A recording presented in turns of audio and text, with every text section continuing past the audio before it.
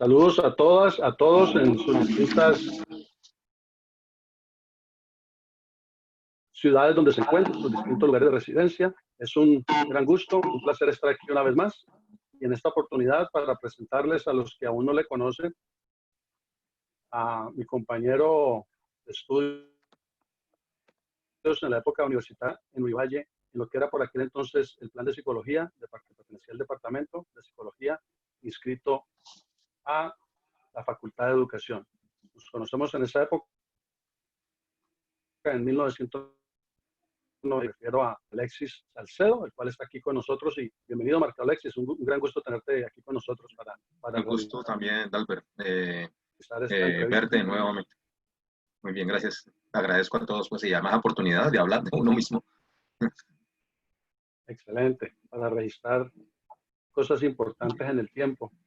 Y más aún que estamos viviendo esta época tan difícil y queda también registrado interesantemente cuál es nuestra percepción en lo actual de esta situación compleja. Bueno, en ese orden de ideas, básicamente, Marco Alexis, nos gustaría saber un poco de tu historia personal, familiar, académica, y todo lo tuyo está ligado, porque hasta como lo podrías compartir, pues conoces a alguien muy especial en tu vida que está ligado también a la parte académica de aquellos años y bueno, lo demás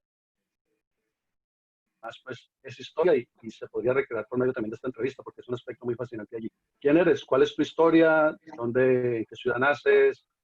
¿En dónde se desarrolla y cómo se desarrolla pues, a grandes rasgos tu infancia, tu adolescencia, tu juventud, esa época que precede a la época universitaria académica en Univalle? Prácticamente, Bueno, como ahí nos podemos prácticamente enfocar por esta parte, donde estudias primaria, secundaria, algo como un resumen breve de esa época interesante en tu vida. bueno, pues para empezar, pues lo primero, pues que soy el segundo hijo de tres hijos de un caleño. Mi papá era caleño, también hijo de otro caleño y además a su vez hijo de otro caleño. O sea, hasta mis abuelos de estas tierras, nacidos y criados en el barrio obrero. Mi mamá es una mujer nacida en el Florida Valle. Mi abuela había nacido en Cundinamarca. Mi abuelo era paisa. Entonces soy el hijo de una mezcolanza de personas, Cundinamarca, Buenaventura, también paisas. Mi papá y mamá tuvieron tres hijos, soy el segundo de estos hijos. Vivimos toda la vida, de toda mi infancia aquí en Cali. Eh, pues nos criamos en un barrio que es cercano a la base aérea, que es el barrio Villa Colombia, que queda exactamente a unas 2 cuadras de la base aérea. Y ahí estuvimos toda la vida. Mi papá había comprado una casa, fue uno de los fundadores de ese barrio. Compró una casa para cuidar a mi abuela, que ya estaba bastante entrada en años cuando compré esa casa. Después muere, mi papá se queda allí. Y por las circunstancias de la vida, pues termina mi mamá junto con mi papá, eh, es que eran además de unas diferencias de edades bastante grandes. Mi mamá conoció a mi papá cuando tenía 46 años y él ya tenía 17 años. Eh, Creo que desde esa época se juntaron además. Desde esa edad, mi mamá había salido de Florida Valle 2 años antes, había estado en Popayán, había estado andando aquí, andando allá. Y por cosas de la vida terminan juntos, y formando una familia. Estudié primero mi primaria la estudié en un colegio cercano allí, a Villa Colombia, que es el Colegio José Acevedo y Gómez. Mi mamá me puso desde muy temprano, cosa que hoy día no veo como tan bueno. Desde los 4 años me puse en primero en primaria. Curiosamente siempre pude responder a las exigencias, a pesar de que era bastante pequeño. Eh, yo recuerdo mucho esa época como una época donde los demás hablaban un lenguaje distinto al mío, o sea, donde yo siempre hacía un esfuerzo por tratar de estar al día de lo que los chicos hablaban y sobre todo de cuestiones de ámbito relacional, social, Los chicos ya tenían hasta a veces cierto tipo de interés por las compañeritas y demás, y yo no entendía eso, no entendía como, no sé, me sentía que como que era una especie de lenguaje distinto al que yo podía, yo trataba de como entender ese tipo de circunstancias, y así pasé toda la primaria. Cuando pasé el bachillerato, mi papá dijo que lo más importante era que pudiera estudiar en un colegio industrial. Entonces, del José Cibé Gómez me llevó al CENPROES, que inicialmente su sede la tenía por allá en el centro de Cali. Pero después mi tía le dijo que el CENPROES no era un buen colegio, que era mejor el Camacho. Y entonces pasé primero, segundo, y en segundo pues, trató de meterme al Camacho, pero no se pudo, y al final me tocó en el, en el San Bosco, el Colegio San Bosco. En ese Colegio San Bosco, pues allí estuve, no me adapté mucho. Eh, una época que la sentí muy pesada para mí, además porque había muchas dificultades también en la casa, no sé. Afortunadamente perdí el año allí, y del San Bosco pasé al Camacho, en el Antonio C. Camacho. Y en el Camacho, pues volví a repetir tercero de primaria y me gradué allí como tal. Me fue muy bien en el Camacho. Me sentí libre, me sentí feliz en el Camacho, no sé, ese ambiente eclesiástico de que había en el San Bosco me pareció muy pesado, o sea, no va con mi manera de vivir, de entender la vida, a pesar de que era un muchacho, no me sentía muy cómodo allí, pero recuerdo sentir esa como sensación de libertad, sobre todo en el Camacho. Un colegio público, un colegio eh, donde sentía que la gente se preocupaba por otras cosas distintas sobre todo como estar moralizando, no sé, como que siempre he tenido como esa dificultad para lidiar con ese tipo de cosas. En el Camacho descubrí lo que fue la diferencia sexual más que la diferencia social. Eh, Descubrí que había personas que estaban en mejores condiciones que otras. Pues uno suponía siempre que las personas todas viven en condiciones relativamente iguales, pero resulta que no. Pues en el Camacho llegan muchas personas de sectores de Cali con muchas dificultades. Eh, Vi que había compañeros que vivían en condiciones bastante paupérrimas. O sea, y esa idea como que uno le puede parecer obvia hoy día, pero eso no, pues yo mantenía más bien en la casa, o sea, como que no sabía de eso, o sea, como que no entendía eso, como que no concebía eso, no sé. Y había compañeros que vivían en chozas como tales, en Marroquín, en Agua Blanca. Y en, ¿Tuviste digámoslo así, tu primer choque con la realidad, la realidad, aspectos pues duros de la realidad social en Cali? sí, definitivamente, y eso fue en el Camacho. En el Camacho, en San Bosco, más o menos todo el mundo está en las mismas condiciones sociales. Nada más porque hay que pagar, entonces eso implica que las personas tienen que tener un mínimo de ingreso por los padres para poder tener ahí sus hijos. Y en CENPROES pasaba exactamente lo mismo, o sea, yo venía de colegios privados, y los colegios privados, eso ya de por sí es como que dicen, selecciona quienes podrían estar allí. En el Camacho es la oportunidad que tienen solamente algunas personas, algunas familias para educar a sus hijos, porque no tienen ningún otro tipo de opción. En el Camacho se veía la pobreza, o sea, se sabe que hay gente sin recursos. Y en ese tipo de circunstancias descubrí que nosotros no nos estaba yendo mal, que había compañeros que tenían muchas dificultades diarias y que yo no tenía esas dificultades. Mi papá como quiera, él fue una persona que trabajó en la central eléctrica de Chicaya, que quedaba por cerca de Buenaventura, como a una media hora de Buenaventura. Y él era persona nombrada dentro de esta empresa pública, y eso le daba una estabilidad a nosotros y a él a nosotros como familia, y la empresa daba muchos elementos para poder seguir adelante, para facilitar compras de lo uno, lo otro, préstamos. Entonces, o sea, nosotros tuvimos unas buenas condiciones gracias al trabajo de mi papá, pero esas mismas condiciones no la tenían muchas otras personas. Allá en el Camacho también descubrí que era bueno académicamente. Yo no me había enterado de eso. O sea, simplemente pues hacía lo posible y eso fue en Semproes, además porque también era muy niño, no sé. Pero ya en el Camacho descubrí que era muy bueno para la historia, descubrí que era muy bueno para las matemáticas, muy bueno para la filosofía, muy bueno para la física. Me encantó sobre todo la física. Me fue bastante bien, o sea, no sé, fue una época que para mí fue la época dorada. Y fue Un una época, redescubrimiento. sí, eh, no sentí que contaba con el acompañamiento de, muchas veces, una vez los papás, la mamá le dicen, le van ayudando a uno a descubrir el mundo y se lo van anunciando.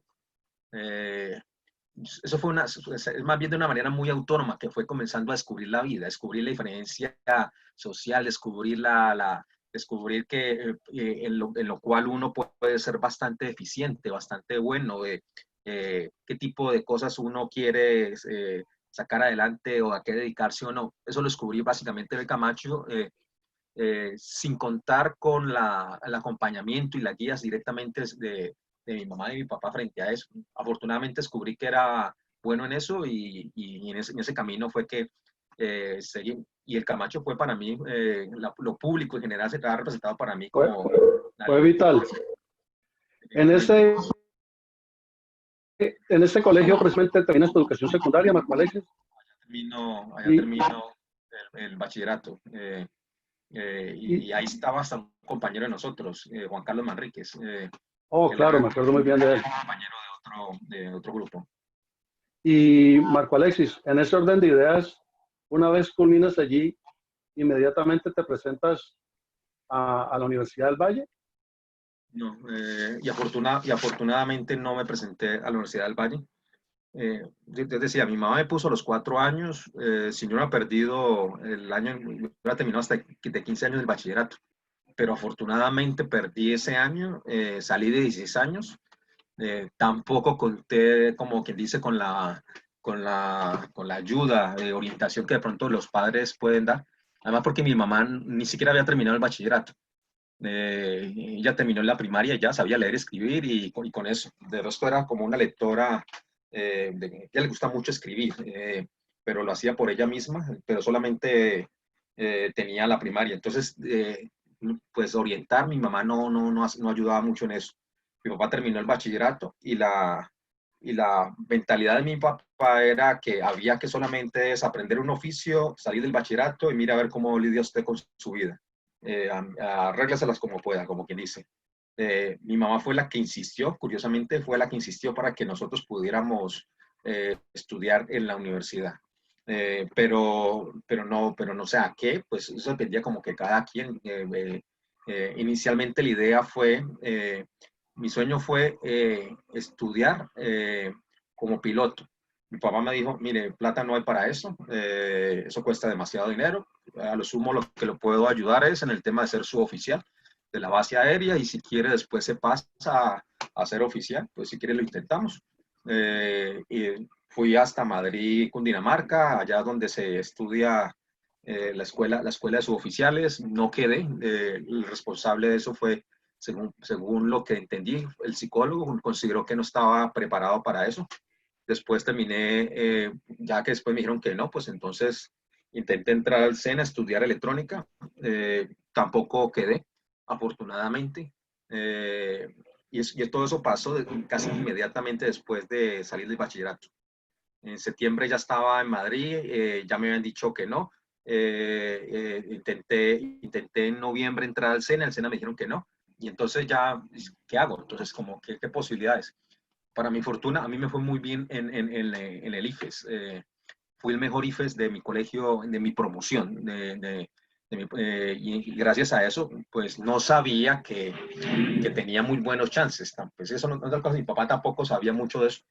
Y entonces, pues pensemos en Univalle, sin saber si era factible o no entrar a Univalle. Pues, o sea, ahorita sabiendo, pues, o sea, uno sabe con este... Sí. Y ahí es cuando decides que vas a estudiar psicología, ¿correcto? Descubrí que eso era lo que quería Por, estudiar. ¿Por qué? ¿Cuál es la razón de fondo que tú percibes, aunque ya han pasado bastantes años, pero por qué piensas que tú escogiste psicología y por qué Univalle? Pues Univalle porque era la opción.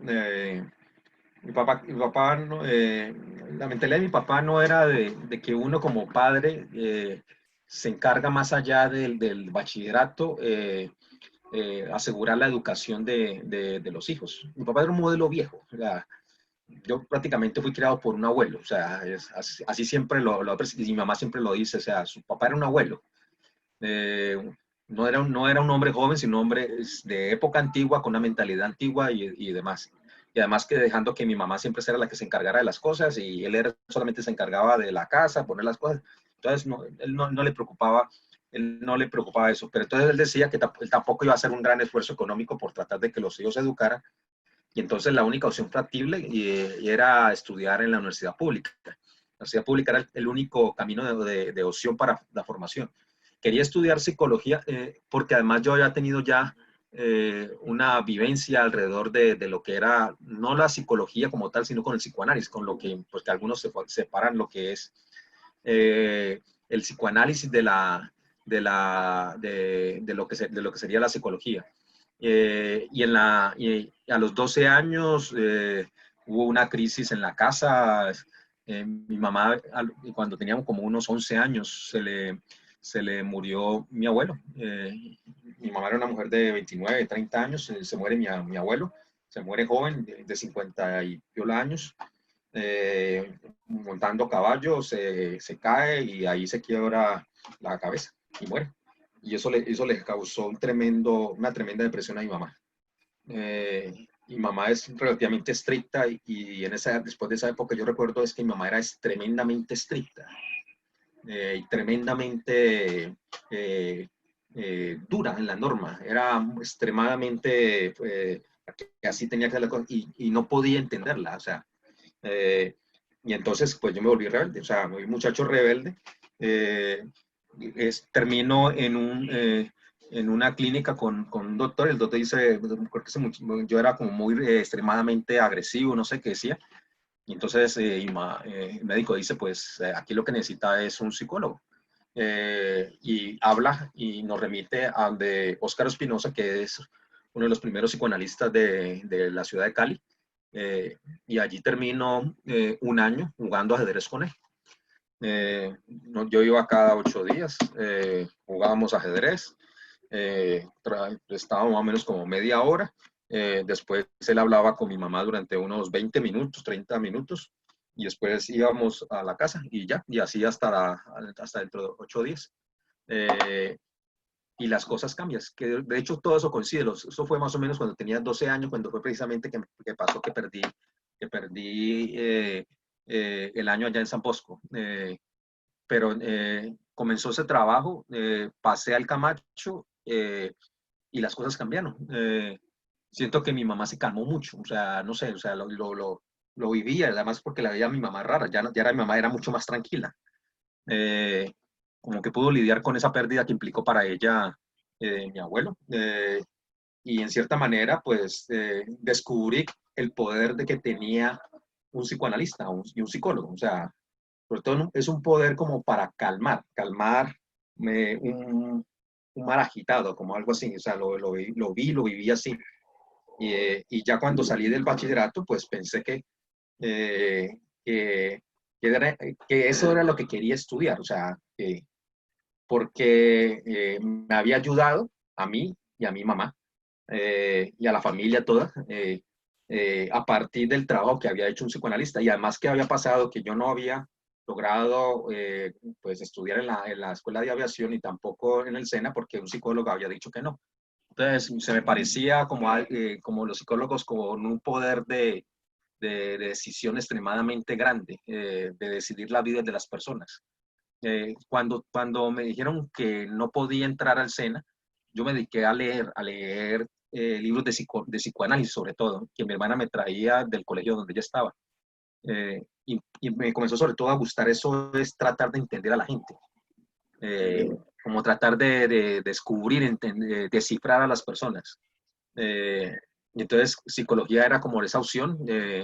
Yo no recuerdo bien exactamente por qué entendí que era psicología, exactamente eso, pero me descubrí que que esa carrera estaba en la Universidad del Valle, que la otra opción era la Universidad Javeriana, que mi papá no iba a pagar una universidad cara como la Universidad Javeriana, que la empresa donde él estaba nos iba a ayudar, nos iba a dar una beca, pero la idea de mi papá es que la beca alcanzara para pagar matrícula y además pagara todo lo que era el semestre con los buses, cualquier cosa, y efectivamente la beca alcanzaba para todo eso. Y Eh, entonces, pues, ¿cómo? sí, es bastante interesante contemplar, como yo lo canso a ver, Alexis, que te llama la atención la psicología porque de un momento a otro te das cuenta que puede dar un descubrimiento tanto en lo personal hacia ti, que estabas intrigado por ciertos aspectos que te habían sucedido, algunas situaciones que tuviste que ver con psicólogos o con este psicoanalista que te atendió en aquella oportunidad donde te lleva tu señora madre y también descubrir un poco al otro. Yo creo que en ese afán es bastante interesante ver cómo tienes esa aproximación y esa idea tan clara de decir, la psicología puede ser una buena alternativa. ¿En qué momento, recuerdo que das un paso terminando psicología por indagar los caminos de la filosofía? ¿En qué momento se da esa otra reflexión en tu vida? Yo creo que más o menos por la misma vía de lo que fue la psicología. Yo nunca he estudiado pensando en aspectos de oficio. Si esto me genera mucho dinero, no me genera dinero, de dónde voy a trabajar. Yo veo que ahorita los chicos empiezan a pensar una carrera tomando en cuenta eso, o sea, como que el aspecto de la plata, de qué tanto se van a ganar o no. Por ejemplo, yo llegué a psicología porque me interesaba entender eso, o sea, qué fue lo que este psicoanalista Oscar Espinosa hizo a los 12 años, que calmó a mi mamá, o sea, y que exactamente me ayudó a mí a lograr cosas a través de ese trabajo que ha hecho. Con filosofía creo que también tiene que ver algo así, o sea, eh, entré a psicología, me interesó mucho el tema fue del psicoanálisis. De hecho, yo leía bastante psicoanálisis.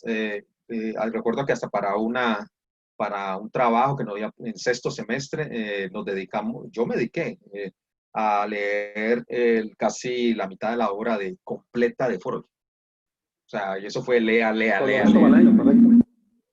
Sí, para un trabajo que nos había puesto. Y, y además que nosotros habíamos hecho un grupo con otros compañeros del Código 91 y nos íbamos a la casa de Juan Carlos Torres a hablar y a leer y a discutir temas de psicoanálisis y demás cosas. O sea, pues Aquel eso era grupo de Mario, Ezequiel, a veces hasta llegaba Fabián, Ernesto, Maritza. ahí estaban todos, nos íbamos y nos reuníamos a discutir temas de psicoanálisis. Eh, y yo era el que tenía más habilidad y más conocimiento sobre eso. O sea, la experiencia desde los 12 años, haber sabido el psicoanálisis, los demás, el psicoanálisis lo veían como un asunto académico, yo lo había visto como un asunto de una vivencia directa que ayudó a cambiar algo allí. Pero después llegó al tema de filosofía es gracias al profesor Sanso. Yo había soñado en salir de psicología para irme a formar en Francia en psicoanálisis, pero con la experiencia precisamente con uno de los profes, a mí me decepcionó un poco el psicoanálisis y sobre todo el psicoanalista, o sea, eh, porque lo veía además muy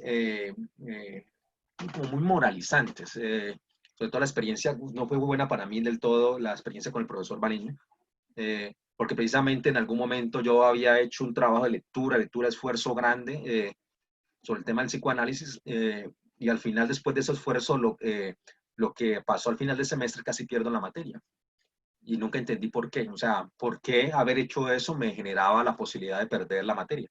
Eh, y además que la relación la sentí bastante, me atacaba, sentía que me atacaba mucho. O sea, ¿y por qué? O sea, si no sentía que estaba haciendo algo que irrespetuoso contra él o alguna otra cosa, no, pero la tomó de otra manera eh, y saqué la conclusión después que no sé qué pasa con el tema del psicoanálisis, pero el psicoanálisis pareciera que se lo digo de esta manera, a los psicoanalistas parece que no les gusta jugar ajedrez. O sea, cuando uno juega ajedrez con el otro, uno establece un juego de, si quiere, de rivalidad, pero en este caso era un juego de argumentos. Eh, y pasaba que veo que los psicoanalistas todavía hoy día les gusta mucho sacar como una especie de carta mágica cada vez que usted entra como a dialogar o en un debate o en una cosa. Y esa carta siempre dice, usted tiene algún problema psicológico y por eso es que usted está diciendo lo que está diciendo.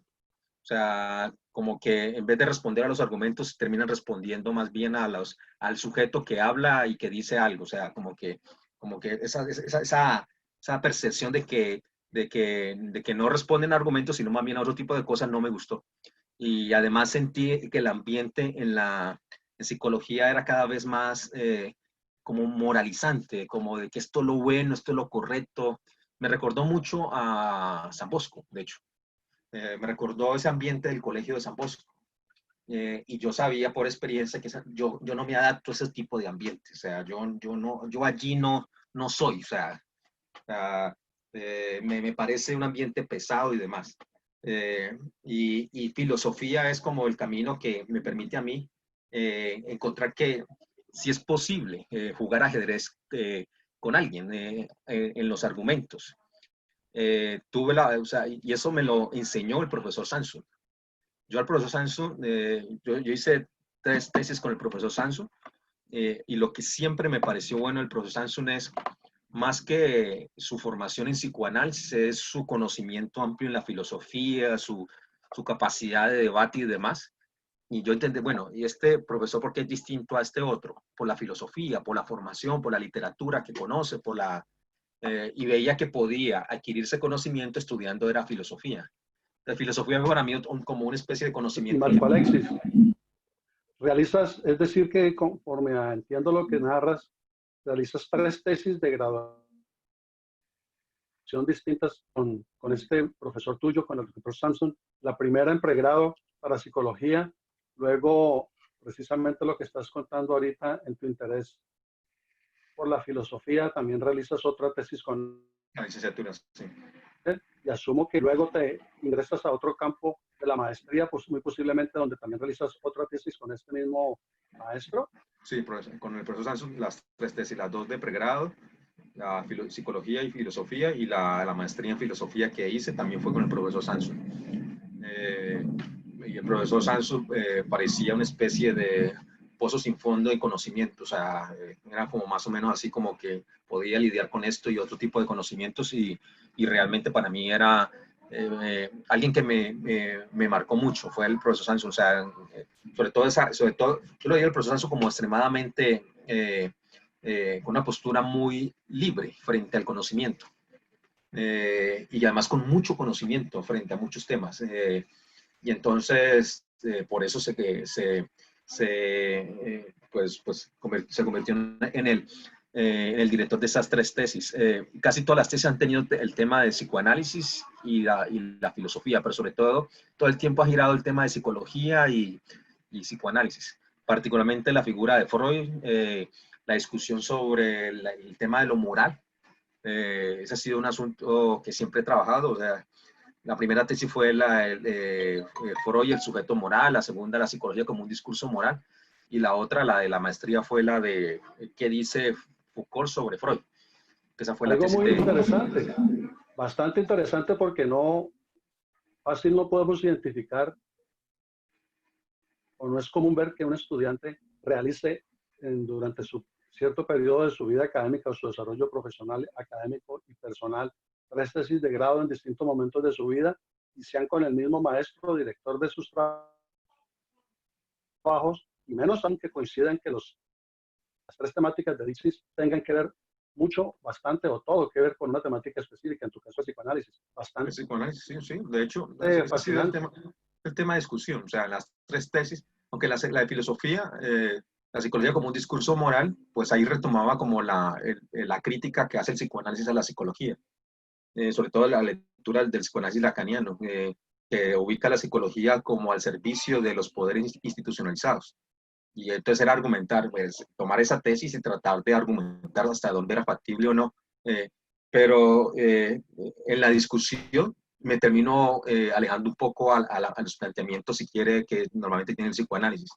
O sea, para mí el psicoanálisis ha sido determinante, sí, en mi vida, sí, profesional, sí, me han delineado, si quiere, el camino, personas que tienen que ver con el psicoanálisis, sin duda que sí. ¿Te ha Pero ya, apasionado sí, el tema?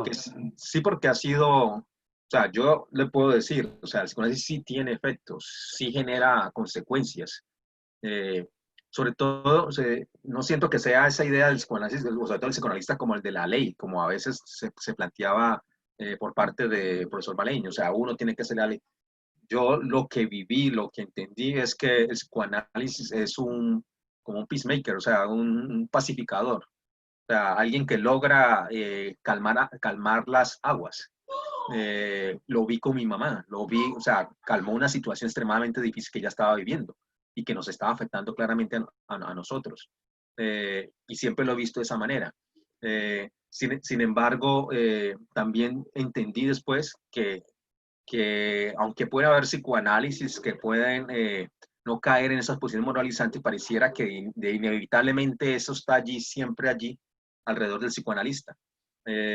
Y como que algo de la psicología, algo del psicoanálisis, siempre ronda con el tema de la moralización, o sea, como que, no es, como que es un esfuerzo que siempre hay que estar haciendo allí para evitar caer en ese tipo de pozos, de cierta manera. Y efectivamente, pues yo decía, no, este no es mi camino. Aunque me soñé siendo psicoanalista, yo descubrí que ese no era el camino que quería ya después. Bastante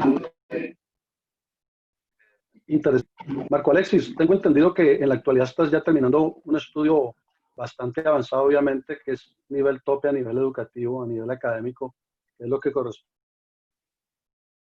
a estudiar un doctorado, un PhD. Tengo entendido que lo estás desarrollando específicamente en el área de la psicología social. ¿Por qué después de tener este desarrollo y pasando desde lo psicológico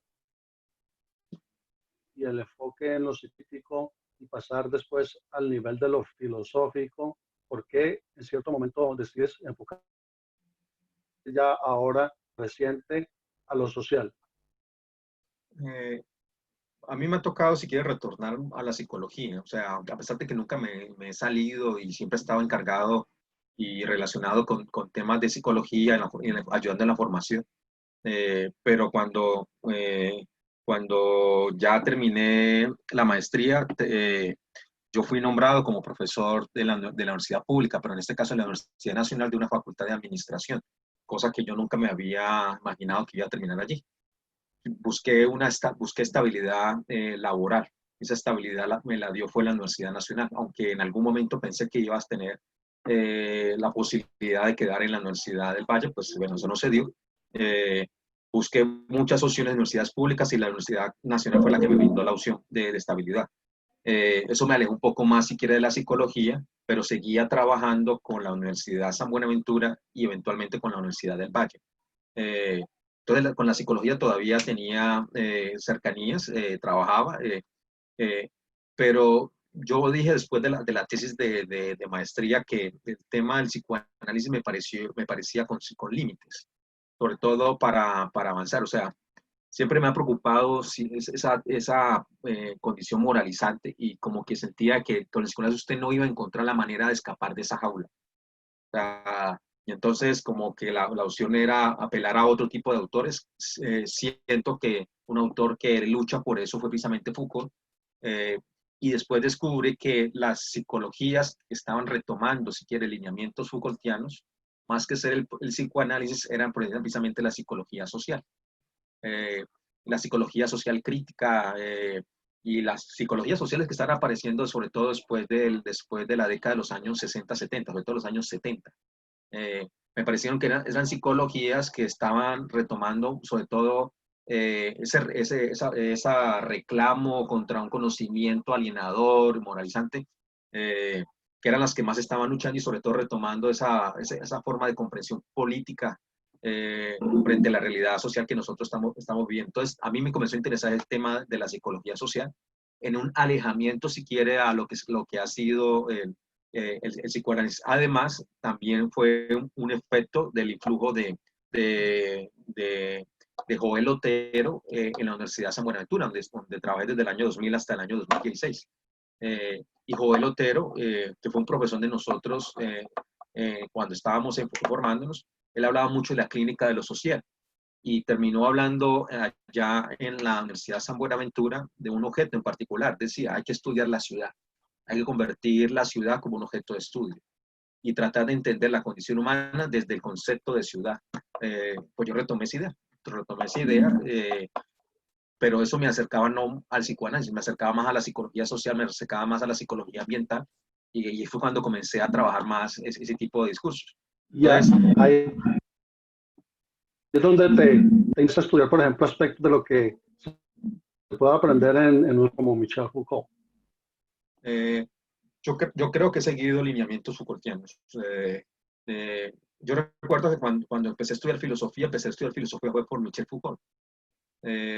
Y ese fue el texto y ese fue el autor que trajo el profesor Sanson. A Foucault, o sea, y además sobre todo él nos trajo unos autores que eran muy críticos frente a lo que trajo unos textos de Foucault muy críticos frente a la psicología, que me parecía que ayudaba a entender la realidad que estábamos viviendo, la psicología al servicio de quién estaba. Me parecía que era un autor que ataca precisamente esa cuestión que para mí me resultaba muy problemática, y que la psicología social estaba retomando así. La El poder, temáticas.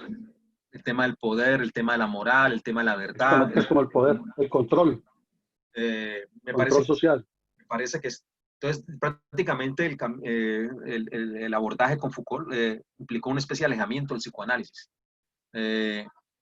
porque él daba herramientas para eso. A Foucault muchas veces lo utiliza como un autor que apuntara al psicoanálisis, pero si uno revisa con mayor atención las obras de Foucault, termina siendo un autor que más bien es muy crítico del psicoanálisis. Y eso a veces no lo muestran los psicoanalistas, trata de mostrar el lado, si quiere, aliado del psicoanálisis, cuando él claramente se plantea que él no es ningún aliado del psicoanálisis, ni se ubica como tal. Entonces, si quieren, ese es el camino que ilustró para mí Michel Foucault. Yo por él estudié fue filosofía. Eso fue los textos que trajo el profesor Sanson. La tesis de filosofía, la psicología como un discurso moral, está muy vinculada a los pensamientos de Foucault, y después ya la revisión puntual de la obra de Foucault la hago en la maestría. Entonces, súmele la lectura de Foucault, súmele además esa percepción de esa dificultad que estaba teniendo con si es verdad que eso de ser psicoanalista es realmente algo que quisiera. Descubrí que no, eso no es lo que quisiera hacer. Un desengaño allí. Realmente sí, o sea, sobre todo por lo que veían los psicoanalistas. O sea, yo no quiero ser eso, o sea, yo no voy a ser alguien que... además, en filosofía aprendí que usted no hace argumentos, usted no responde a un debate cuestionando al autor. Eso se ve mal, eso se ve feo, eso es vergonzoso. Pero eso es un elemento que siempre está apareciendo en la discusión con un psicoanalista. O sea, en algún momento te va a decir, entonces usted tiene un problema, tal, uno y lo otro. Usted en filosofía no hace eso. O sea, dice, no, esto no es. O sea, responde al argumento, al debate. Yo lo llamo jugar ajedrez. O sea, vamos a responder a lo que corresponde, y no sentí que eso era. Y creo que es porque están atrapados en cierto tipo de moralización inevitable que implica la clínica, en cierta manera. Hay otro enfoque allí. Mencionas, Marco Alexis, muy interesantemente, que tienes aproximadamente 15 o 16 años explicando la parte anterior, trabajando, desarrollando un trabajo académico, tú como docente en la Universidad San Buenaventura, en Cali. ¿Qué destacas, por ejemplo, de este trabajo, Marco Alexis, de esa época tan interesante en ese campo? Que eso fue un laboratorio, que esa fue la expresión que le gustaba utilizar Joel Otero frente al tema de la clínica de lo social. Y un laboratorio sobre todo como un escenario para experimentar la formación de la psicología. Creo que hay errores que se cometieron y errores graves que cometió Joel Otero en ese tipo de experimentos, pero creo que dejó cosas. A mí me dejó la idea de ubicar el tema de la ciudad. A mí me parece que es un tema que quiero seguir trabajando, que lo he tratado de seguir retomando. Yo hago el doctorado pensando en eso. De hecho, contacto es a un profesor dentro de las varias posibilidades que yo busqué para hacer doctorado. contacto a este profesor de la Universidad Autónoma de Madrid, porque él era un profesor de psicología ambiental que trabajaba el tema de la ciudad. Y ese tema me lo dejó, fue planteado Joel Otero. Yo había pensado primero sobre, de hecho, el origen urbano de la psicología, se lo había planteado otro profesor de otra universidad de España, de Oviedo, que el profesor me dijo que no le interesaba ese tema, porque no tenía además el tiempo. Intenté entrar a una universidad en México 3 veces, no pude entrar. Intenté entrar averigüé, más bien fue para entrar a una universidad de los Estados Unidos para hacer el doctorado, pero tenía que tener un nivel de inglés alto, entonces tenía que seguir trabajando en el tema de aprender inglés. Y en Alemania también busqué la opción, pero me salió fue finalmente la de Madrid. Y cuando llegó allá, pues el tema que le planteó el profesor no le interesa, no le interesa, no le interesa, no le interesa, hasta que finalmente planteé un tema que sí le termina interesando y es el que precisamente ahorita estoy ya terminando, finiquitando, y que tiene que ver precisamente con el tema del espacio, los espacios como determinantes de la identidad y cómo ese tipo de identidad puede explicar o no el que las personas tomen la decisión de emigrar de Colombia o no, o de migrar de su país de origen hacia otro país de acogida, cualquiera sea.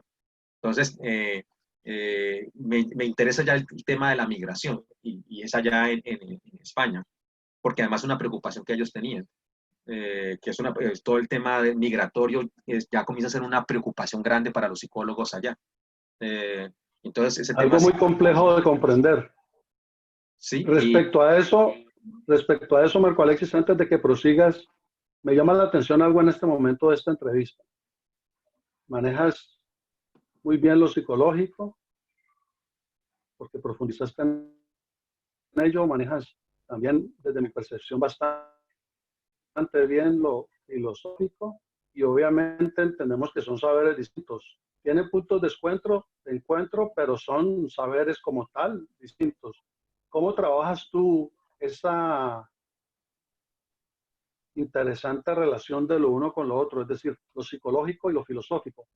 ¿Qué grado de compatibilidad hay entre lo psicológico y lo filosófico? No sé si suene a mí me algo gusta acorde mucho a la la pregunta. filosofía, me parece liberadora y la psicología necesita eso. Siento que la psicología es peligrosamente servil, pienso que la psicología es moralizante y que necesita precisamente para poder responder a los requerimientos actuales de mucha filosofía, que no es un logro de la psicología independizarse de la filosofía, que por el contrario necesita todo el tiempo estar comunicándose con la filosofía para que no cometa cierto tipo de errores. Y esos errores que se traducen en cierto tipo de prácticas, en cierto tipo de conceptualizaciones, en cierto tipo de discursos. Yo la filosofía que he trabajado es una filosofía más relacionada con el tema de la psicología. O sea, una filosofía de la psicología, lo que más he trabajado y cierta filosofía moderna.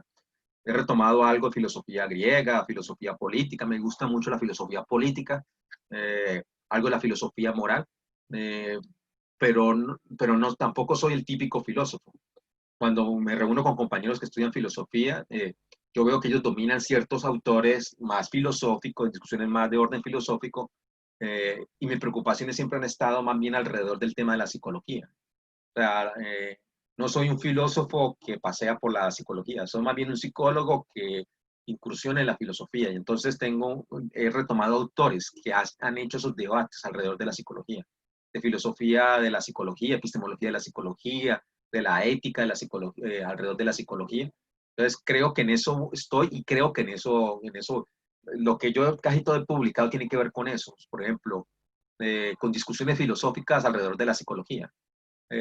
Siento que es un asunto que me gusta mucho y me apasiona relativamente bastante. Y por eso mismo Me también llama la creo, atención, sí, es que hablas lo acabas de mencionar, no sé si lo entendí bien, pero me podrías corregir. Entendí que hablaste de una filosofía de la psicología. sí. Me llama poderosamente esa conceptualización como tal. Y precisamente una pregunta interesante al respecto es, aparte de lo psicológico y de lo filosófico, ¿qué otros saberes rondan tu conocimiento tu profundización, tu conceptualización como tal, a través de los años, aparte de Pues esos dos el ejes centrales. el tema antropológico y sociológico son estos dos, y particularmente la sociología de Max Weber. Me parece un autor extremadamente fascinante e interesante.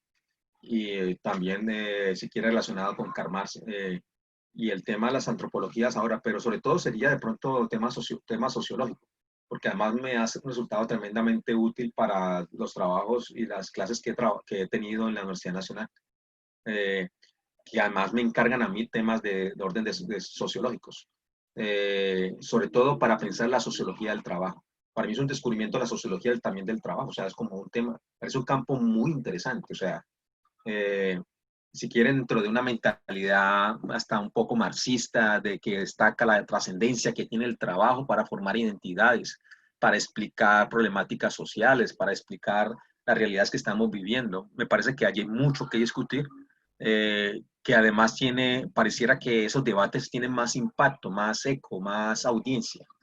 Eh, una cosa que también notaba con el tiempo, yo he escrito como unos 20 textos sobre psicoanálisis, eh, y la gente no lo lee.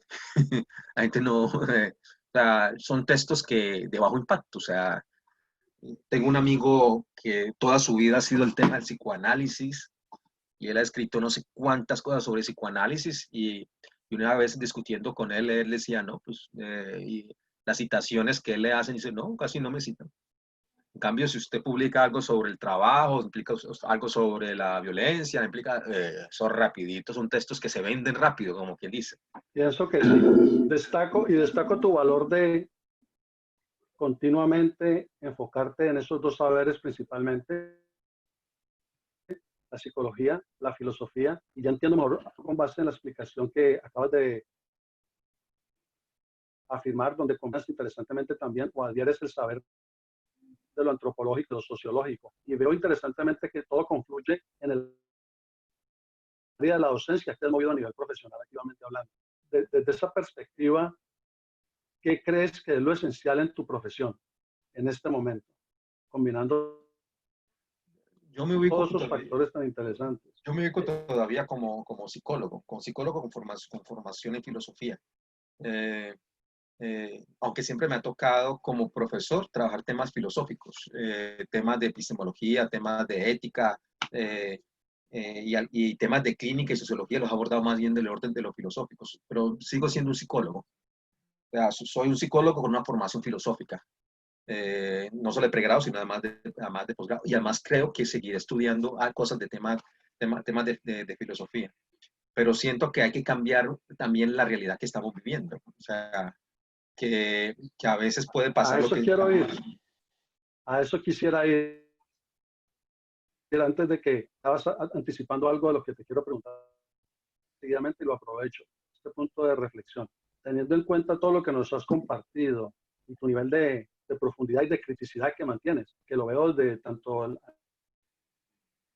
nivel de pregrado cuando te conocí y ahorita que te escucho recientemente desde que nos hemos vuelto a encontrar. ¿Qué piensas de la problemática social en Colombia? Creo que se molestarían conmigo varios si no le hago una pregunta de estas a alguien como tú.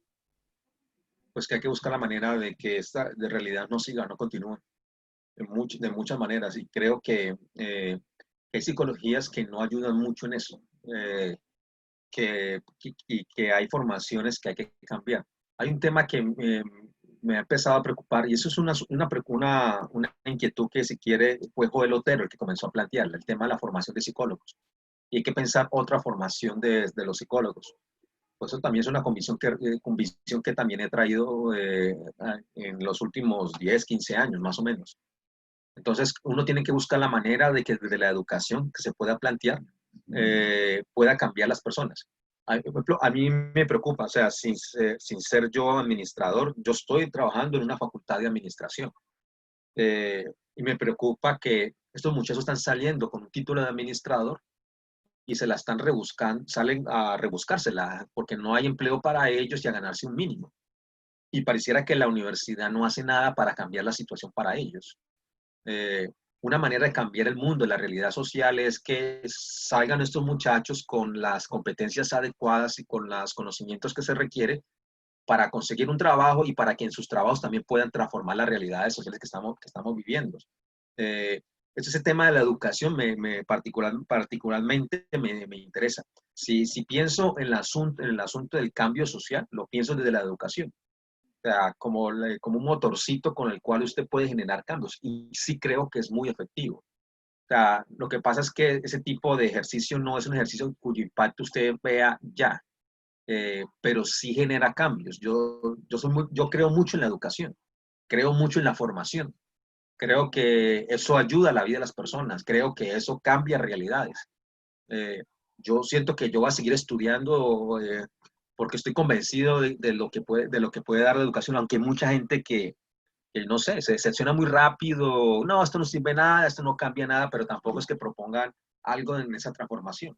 Usted a través de la educación puede generar otro tipo de ciudadano, otro tipo de realidades sociales para la gente. O sea, no es cierto que uno con un título está condenado a vivir de un mínimo, ¿no?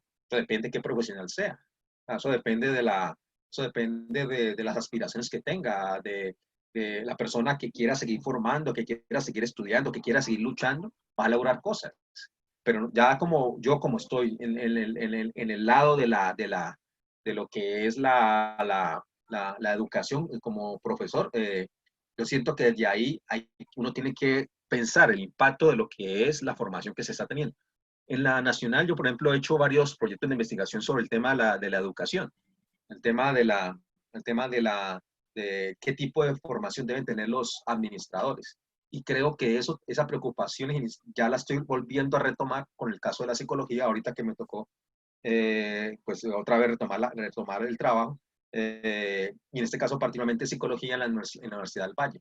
Entonces, ese es un tema que a mí ahorita también me está dando vueltas, o sea, pensar el tema de la educación, el currículo, los dilemas, cómo hacemos para que la formación de pregrado de los psicólogos tenga más sentido, les sirva para entender estas nuevas realidades que estamos viviendo, con toda la crisis social, económica, laboral que viene ahorita con todo lo que va a generar el COVID.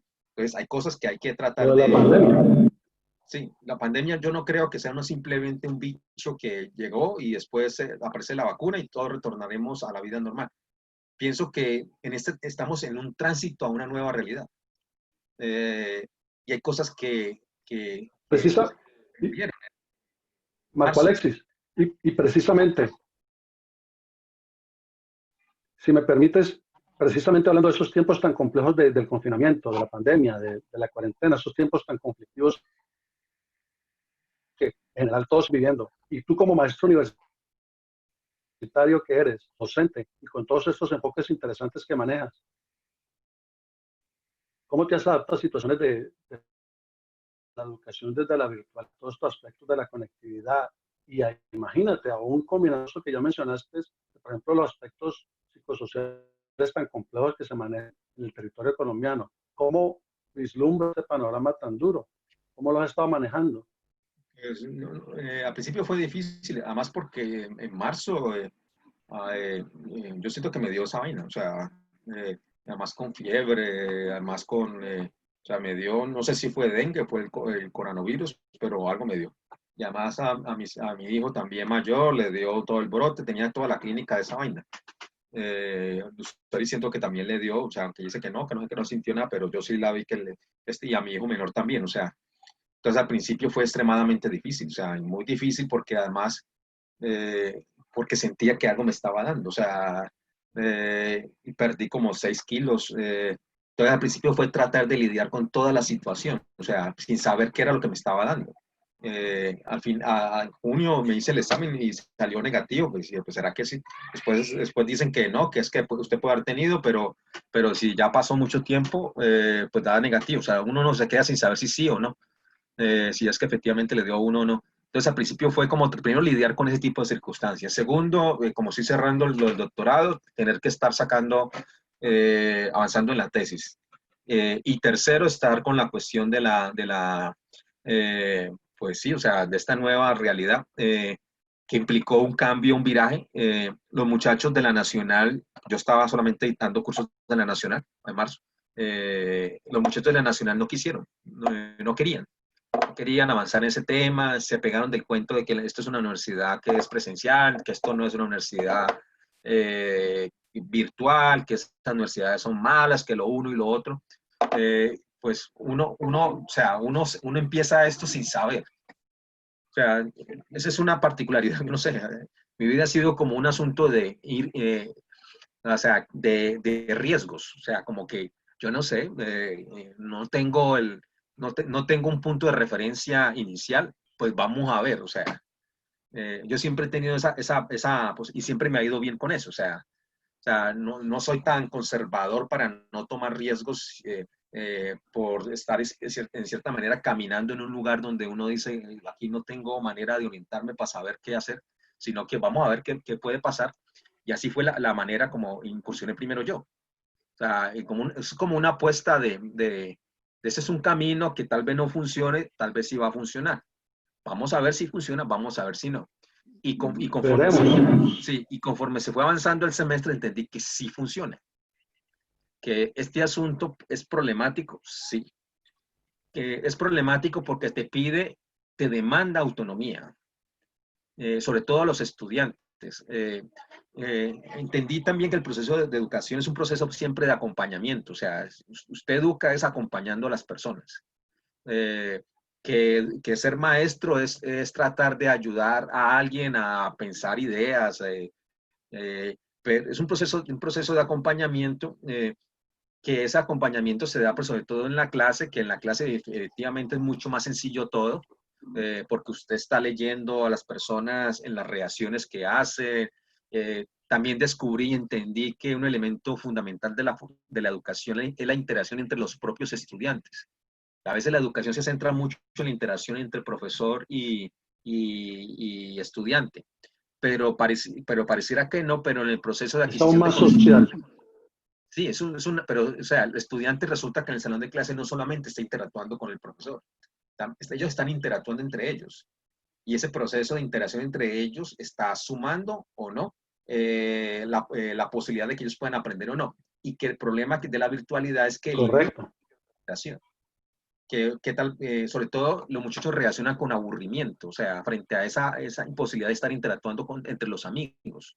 Porque entre los Y amigos, esto que está mencionando, Marco Alexis, precisamente, ¿qué retos genera el futuro? Esto que estás describiendo tan detalladamente, ¿qué retos vislumbras desde ahora? yo, yo, ¿Anticipas?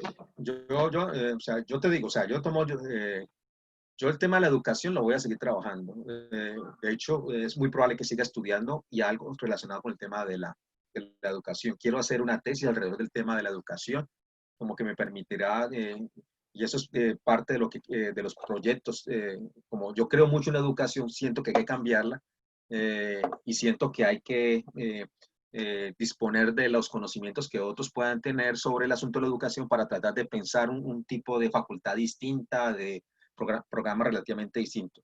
Yo la impresión con la que he quedado es que lo que llaman educación virtual o educación asistida a través de medios virtuales, porque a veces la educación virtual dice que es otra cosa, yo lo que veo es que sí genera beneficios que no podrían ser posibles con la educación presencial.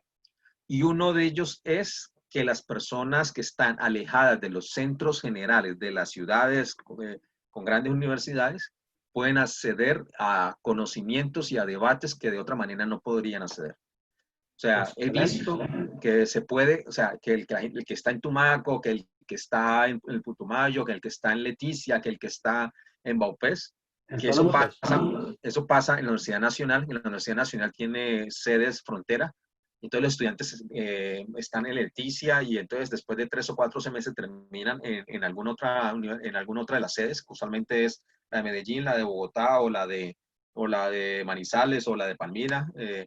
Pues estos estudiantes están en sus casas y están participando en debates que a ellos les puede interesar. Que nosotros ahorita tenemos más posibilidad de estar interactuando con profesionales de otras universidades, de otros lugares del mundo, y que eso lo está facilitando precisamente este medio audiovisual. Que también que este tipo de oportunidad nos ayuda a evaluar qué es lo necesario y qué no es lo fundamental en el tema de la educación. que es un buen experimento social, o sea, eso es como una condición a la que nos Buen estamos laboratorio. sometiendo. Sí, y que entonces allí también va a haber descubrimiento, o sea, esto es fundamental, esto tenemos que mejorarlo, ¿no? Y que, o sea, esta crisis se va a convertir después en un nuevo plan de estudios para los psicólogos, para los químicos, y sobre todo en las ciencias sociales. O sea, este tipo de situación va a llevar a que muchos digan, bueno, este tipo de contenidos tenemos que cambiarlos. Este tipo de maneras de interactuar tenemos que cambiarlas, porque no van a ayudar a sacar el profesional que tenemos. Creo que esa va a ser una de las virtudes que va a tener esta crisis. La crisis va a tener beneficios pero sobre todo somos nosotros los profesores los primeros encargados de comenzar a vislumbrar hacia dónde podemos direccionar. Pero creo que ha sido un hecho hasta en cierta manera afortunado. Malo por toda la situación de sufrimiento, gente, que las enfermedades que nos va a generar esto o no, la pérdida de personas, los riesgos que estamos asumiendo, pero por otro lado, pues también puede ser la oportunidad para pensar otras cosas y otros cambios que Muy necesitamos hacer. interesante y muy interesante perspectiva a propósito. Marco Alexis, amigo, me gustaría saber también si es posible, como educador que eres y con el compromiso social que estás manejando, con la integración de saberes bastante amplia, enfocada principalmente en lo social, en lo humano. ¿Cuál ha sido, en resumen, para redondear estos aspectos que has mencionado tan interesantes, cuál es la mayor pasión en tu vida hasta este momento? Y el debate, el conocimiento que facilite y permita el debate. Eh, yo soy un jugador de ajedrez en la academia, y eso lo he visto sobre todo en la filosofía. La filosofía es un juego de ajedrez también. Es un diálogo fuerte de argumentos, de presentar posiciones novedosas y demás cosas. Y eso lo he tratado de llevar a la psicología. O sea, pienso que la filosofía es fundamental en la formación de la psicología. Para ser un buen psicólogo hay que tener mucho de filosofía. Que infortunadamente a veces ese juego de debate no es lo común y lo que podemos encontrar sobre todo en ciertas escuelas de psicología clínica, que la psicología está muy a veces atrapada en juegos, si quiere, de muy, eh, eh, como de que así tiene que ser, como muy formatizado, como muy normalizado. eh, y entonces, ese tipo de circunstancias sí tiene que cambiar en el caso particular de la psicología. Y que eso hay que traerlo a cuenta en la formación que le damos a los psicólogos. Yo no creo mucho que la psicología de la salvación es absolutamente necesaria, imprescindible. Eh, la psicología es una profesión relativamente reciente. Eh, eh, y la psicología está cambiando conforme a las realidades que estamos viviendo. Eh, y ni siquiera ese discurso de decir de lo psicológico es tan antiguo, o sea, o que se necesita una disciplina llamada psicología para poder orientarnos. No siento que eso sea. Entonces siento que tiene su límite, que es importante recordar eso. Pero que esos estudios pueden ayudar mucho a las personas, aún a aquellos que después no van a Correcto. ser psicólogos, que tienen sus Ya, contribuciones. así es, Marco. Y a partir de ahí,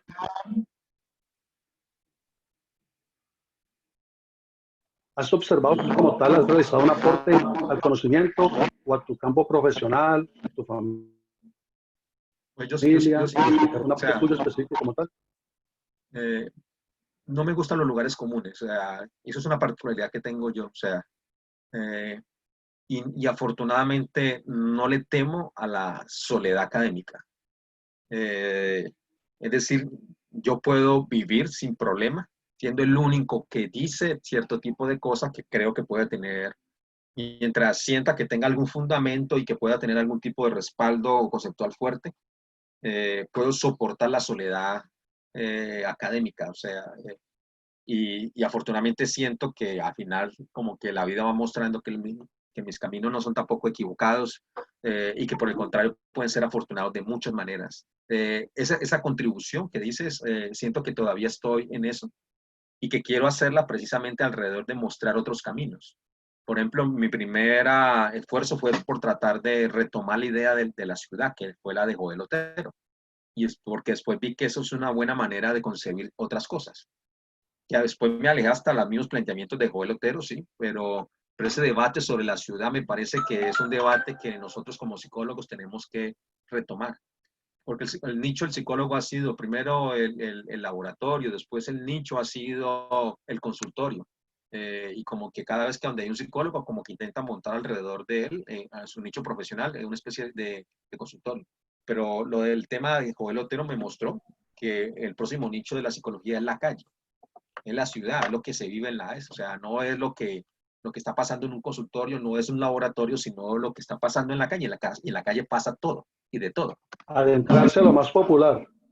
Sí, siento que de allí va a surgir otra psicología, otra forma de pensar la psicología de la clínica, la psicología ambiental. Hay otra psicología por descubrir y ese es el camino que estoy tratando también de recorrer y en cierta manera desarrollar. Entonces, así que una contribución, pues no, pero sí en ese camino estoy. O sea, Estás trabajando en eso. sí, afortunadamente gracias o sea, y creo que es un elemento importante, primero que no me da miedo pensar cosas por mí mismo, o sea, y fundamentarlas. Pareciera un elemento secundario, pero mi perspectiva me ha enseñado que no muchos se arriesgan a eso, o sea, que a la gente les gusta seguir a la masa. Y eso pasa no solamente a la gente de por ahí afuera, que no ha tenido, sino le pasa también a todo el mundo. Es muy fácil ceder siquiera al impulso de rebaño. Eh, y yo no tengo mucho de eso, o sea, no sé, hay algo en mí que no me, pero en general me considero una persona que puede vivir relativamente solo, o sea, y entonces como que eso me ayuda, me da gran libertad de pensamiento. No me gusta el rebaño, o sea, o sea, hay algo en mí que me dice, no, no, allí no. Eh, Y Marco, hablando de menciones que no te preocupa o te preocuparía vivir solo, ¿qué ha significado para ti, por ejemplo? Recuerdo los tiempos en la universidad cuando pues tienes ese romance con una de las compañeras de nuestro estudio y de repente eso avanza y madura y de repente ustedes establecen una familia. ¿Cómo has vivido esa situación para darle un toque familiar y redondear esta interesante entrevista? pues Lucely para mí ha sido una fuente de estabilidad también. No me gustan los rebaños, pero sí me gusta la estabilidad. O sea, soy persona de rutinas. Y para desarrollar rutinas necesito sentirme tranquilo, necesito sentirme bien y eso me ha brindado Lucely precisamente. Cuando yo entré a la universidad, pues uno va allí, va allá, esta chica, esto. Pero ya después, más o menos desde el cuarto semestre, comencé ya a salir con Lucely y la tranquilidad de Lucely me ha ayudado mucho. O sea, eso ha sido para mí fundamental. Yo creo que si Lucely no hubiera sido tranquila, no hubiera podido establecer vínculo con ella. O si hubiera empezado, así hubiera terminado. De hecho, se dio la oportunidad con otras de las chicas y lo que notaba que tenía Lucely que no tenía la otra era la tranquilidad. Y para mí eso siempre ha sido importante, o sea, porque me permite como ocuparme también de otras cosas y sentirme más cómodo, feliz y demás. Entonces, en ese sentido ha sido muy afortunado, nos ha ido relativamente bien. Eh, Siento que por eso hemos podido concretar cosas, salir adelante, eh, tener hijos, que no salga con tanta cosa, con tanto problema. Lo hemos podido educar sin mayores dificultades realmente. O sea, como que las cosas han sido relativamente estables y tranquilas. O sea, si en eso ubicaría lo que ha sido ese vínculo con Lucel. Entonces, que ella tenía su trabajo, tenía hasta su nombramiento en el hospital universitario. Entonces, como que un referente muy de estabilidad aquí y allá, y un mundo como que en el cual se podía construir hábitos y mayores dificultades. Entonces, ha sido afortunado eso, o sea, y que creo que no es tan fácil de encontrar, ¿sabes? Uno después de escuchar a De mucha acuerdo. gente, y mucha gente termina hablando de eso, o sea, muchos saltan de aquí a allá, van de aquí a aquí, luego con esta, luego con esta, luego con esta, luego con esta, luego con esta. ¿Por qué cambias tanto de pareja? No, es que con ella no me La entendí. estabilidad cuesta. Y no es fácil de encontrar. O sea, que no es tampoco, no es un asunto de solamente quererlo y lucharlo. O sea, se tienen que dar las condiciones, la persona tiene que aportar esas condiciones. Yo entendí además porque yo retomé también el psicoanálisis, de hecho antes de tener a mi primer hijo, con Celi, estuve casi 5 años en psicoanálisis. Y ahí entendí que la importancia de la estabilidad, o sea, que amar a alguien implica que la persona también te facilite ese proceso, ¿no? O sea, no es como de que usted enamoró y ya amor, sino que eso se construye en la relación con la persona y que en esa relación tiene que habitar más la condescendencia con la otra persona, bueno, la Hay una felicidad. elaboración ahí, hay una Se elaboración necesita, ahí, todo este proceso. pero la persona lo tiene que tener, o sea, la persona lo tiene que tener, o sea, yo siento que eso no es tan fácil de encontrar, o sea, eso no es que estás con esta chica y con esta es fácil y con esta no, porque hay vínculos que te terminan dañando, hay vínculos que te terminan generando dificultades, te llenan de odio, resentimiento de aquí, de allá, y entonces te escuchar este otro, que es otro, entonces uno dice, uy, de la que me salvé yo, o eso no lo he vivido yo, y a veces uno dice, pues no es tanto que no es tanto que uno haga o no haga, sino que la otra persona no, como que lo que trae es veneno a todo, a la relación, trae intranquilidad y demás cosas. Entonces ahí cuando uno me pregunta, la importancia es de seleccionar, saber con quién se ha comprometido uno. Entonces, eso ha sido afortunado, se ha descubierto que eso es un hecho afortunado, que hay otros que no han sabido elegir y que aún siguen sin aprender a elegir y por eso viven teniendo unas relaciones muy tóxicas aquí y allá y terminan después muy, muy lastimados. A mí me ha ayudado mucho, o Bastante sea, interesante. yo no me considero alguien que haya vivido la vida, a veces me veo un poco como Kant, pues que Emmanuel Kant que vivía en su ciudad, pero leía y escuchaba. Entonces, yo siento que uno puede aprender mucho escuchando a otros y leyendo mucho. O sea, como que yo no necesito haber Me vivido identifico. una relación muy difícil para saber que eso pero después de escuchar a este y a este, hay algo que aprender. Y hay algo que recoger para que a uno no le pase y para uno evaluar hasta el tipo de vínculo que uno tiene. Eh, Marco Alexis, es bastante, muy interesante escuchar todas tus apreciaciones, tus criterios y el nivel de profundidad que manejas de reflexión.